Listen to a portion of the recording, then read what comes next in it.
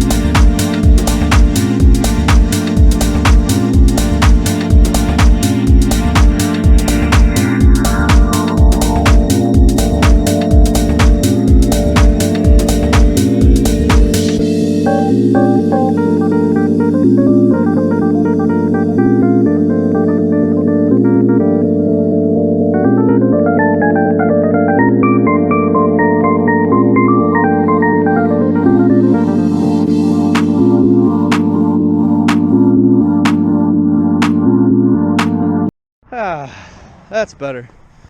Doesn't it feel better? It's clean. So much better. The beautiful 101 snuggled into the foothills on the Pacific Ocean on the California coast. All right, looking good. That is one bag of trash that will not be going into this creek. Nope, not on our watch. Good job, guys. Gotta love it. So no matter where you stand, there's some things you just can't argue about that are facts. That trash was in the rain gutter. It's about to rain. These are facts, guys. It's gonna rain for the next 3 days. All that trash was in the rain gutter where it leads into the creek, which leads into the ocean, right?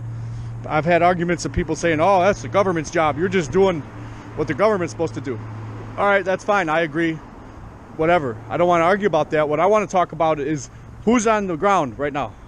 Who got their boots on the ground? Who's here doing this, right? Who made sure that bag of trash was not going into the creek? It was activists. It was Clean Green Earth for All. That's who. It wasn't the government. I understand that argument. But the government is failing. That was a fail. It's gonna rain. There was a bunch of plastic litter in the rain ditch. All right, and this is a rain ditch we had already cleaned once before. So the government had ample time to get this ditch cleaned up. So if we didn't come along and do what we did, there is no doubt a lot of that plastic litter would have ended up in this creek when these rains come, especially if they're heavy rains, guys. So people that are arguing that it's the government's job, that's fine. I agree. The government should be doing this kind of thing, but they're not. Or they are, they're just not doing it effectively, right? Like the government cleans up some stuff, but you can see they can't clean up everything. And this isn't an anti-government rant by no means.